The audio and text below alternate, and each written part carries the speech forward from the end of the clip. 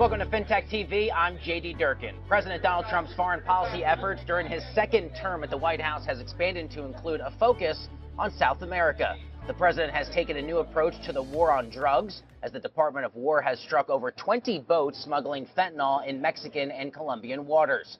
The president cites the 70,000 Americans lost to fentanyl every year as the reason for those strikes.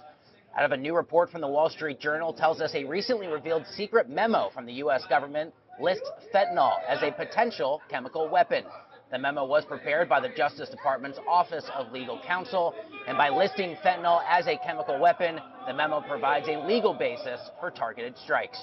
Joining me here on the trading floor of the New York Stock Exchange is Collin Gage. Collin is the co-founder and CEO of ARMR Sciences, which develops preventative immunogens to combat synthetic chemical threats such as fentanyl. What an important conversation at a really important time. It's great to have you down here. Thanks for joining us. Thank you, JD. Appreciate it. So there's been a lot of debates surrounding the legality of these strikes, a lot of debates surrounding the due process components of these strikes.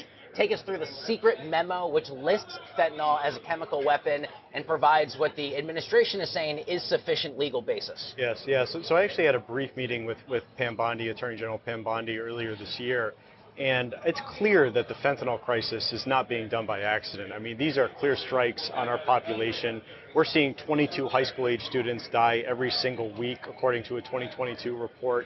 And this is something that's killed hundreds of thousands of people in the last few years alone. So this is obviously an attack on America, and we need to treat it as such. It's a national security crisis. Collin, there's undoubtedly growing tensions between the U.S. and Venezuela. Americans are seeing those headlines by the day about what potential escalation looks like between those two countries. Tell us about that potential escalation, and what are you watching for as that story continues to play out? Yeah, so I think this is just the beginning. Unfortunately, bad actors south of the border are continuing to develop and iterate new threats against the United States, new synthetic drug threats. And these come in the form of nitazines, which are broadly reported on, carfentanil, medetomidine. There are many threats that are becoming fentanyl 2.0, 3.0, 4.0. And at ARMR Sciences, our main responsibility is to develop long-lasting countermeasures against those threats. So regardless of what happens south of the border, we're ready for action.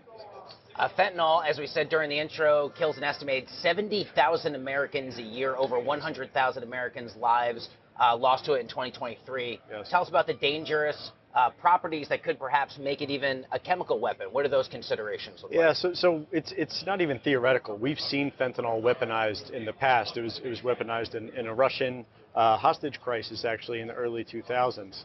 So the government is kind of pivoting off of what they've seen in the past as labeling this as a potential chemical threat. And I think it is a chemical threat. I mean, this has taken more American lives than World War I, World War II, the Vietnam War. To me, that's a domestic terrorism. That's a form of domestic terrorism in the United States.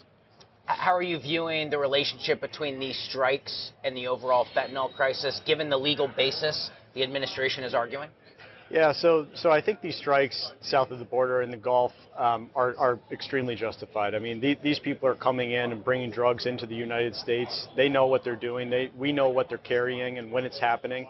For us, our responsibility at ARMR Sciences is focused on biomedical countermeasures to these threats.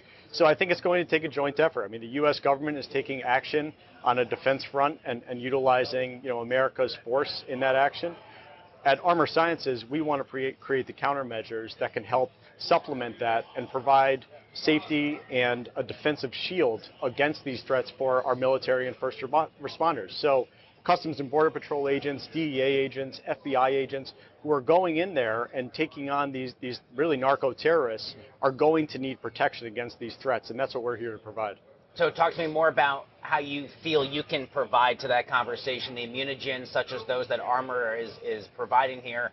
What does that look like in terms of the lens of additional things that can be provided by public officials? Sure. Yeah. So our immunogen, how it works is it stimulates the immune system to create a protective response against fentanyl.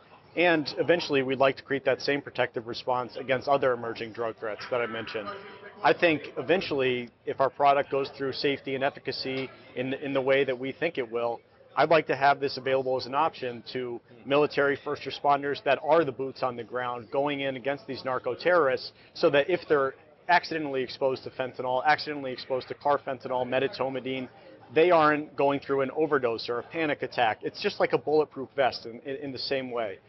We want to provide that protection to them on the front lines. What more will you be looking for out of the geopolitics angle of this story as it continues to play out? And how do you feel your work at ARMR Sciences is uniquely situated to address whatever 2026 brings? Yeah, so I think, like I said, I think this is just the beginning. The war is going to continue to escalate south of the border. President Trump has made it clear that he intends to completely end the fentanyl crisis. And I'm aligned with him. I want to end the fentanyl crisis too. I think that anyone who doesn't just isn't seeing it clearly. There's hundreds of thousands of people dying every year. These are kids, these are students, mothers, fathers, and that's an empty seat at the dinner table. We need to protect against that on all fronts. That's going to require cooperation between the private sector and the public sector. The U.S. government and the private sector working together ultimately, I think, can end this. Collin Gage is the co-founder and CEO of ARMR Sciences. What an important time to have this crucial conversation. Thanks a lot for being here. Good to have you. Thanks for having me.